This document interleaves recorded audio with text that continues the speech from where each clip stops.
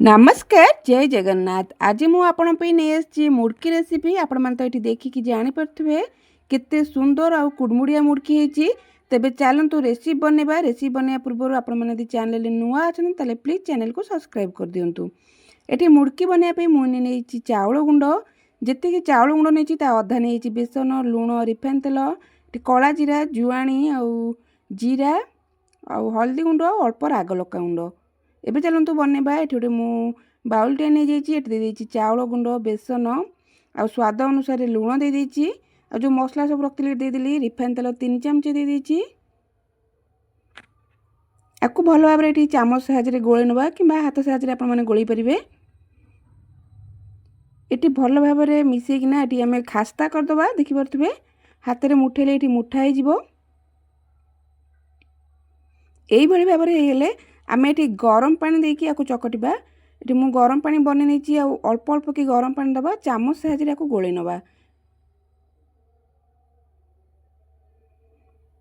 चामच साहाଯ୍य गोलेबा टिके ठंडा होला परे आपण माने हाथ रे चकट देबे।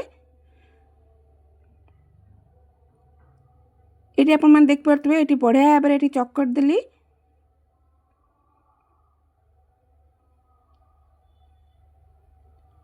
आपको ए घोड़े किना छाड़देबा। एपट चलतु आम जो मुड़की बनवा से आम रिफाइन तेल मारदेबा जो छांचे आम बनवा।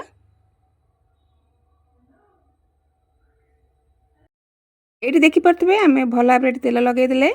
एबे चलतु आम जो रेस्ट करने की रखी जो चकटा तादर अल्प आणिकी आम छांचे दबा।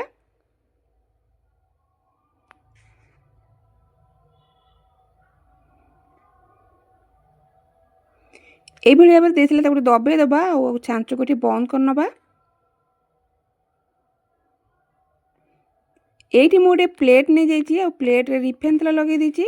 आम ये प्लेट उपरे जो मुड़की सब गढ़ी नहीं जावा।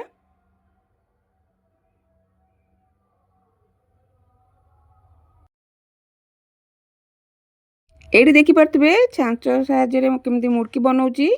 ये भाव में बुले बुले कि सबुतिक मुड़की मुझे बनई नेबी। ये दीटा छोट छोट मुड़की करदेली आठी दीटा बड़ बनई कि आपको देखी दूची।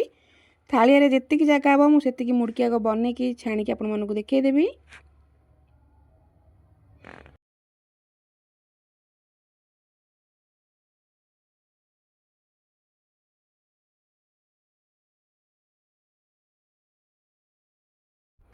ये देखिपे ये सब मुड़की बनई नेली।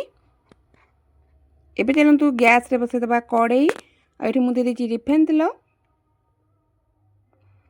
तेल को ये बेसी गरम करें नहीं। देखो गोटे छोट मुड़की पकईकि देखी तेल ये बेसी गरम नहीं। आम सबुतिक मुड़की आम देदेबा आ मुड़की को एमती चटु साहाଯ୍य काढ़े हाथ में आने सबुतिक मुड़की भांगी चटु साहाଯ୍य एमती आणिकी आम तेल देदेबा।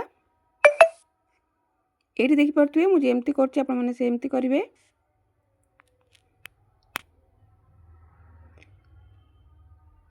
ये मु 5टा मुड़की दे देती कड़े जी जगह है से मुड़की दे देती आ गैस पूरा सिम रे अच्छी। आपको एपट सेपट करके आम सबुतिक मुड़की ये बनई नहीं जावा।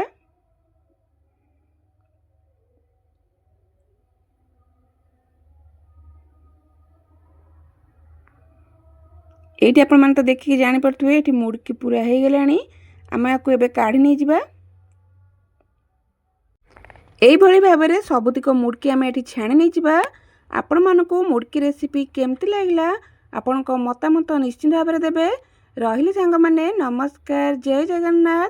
पुणी देखा एमती सुंदर सुंदर रेसिपी सहित से पर्यंत बाय बाय।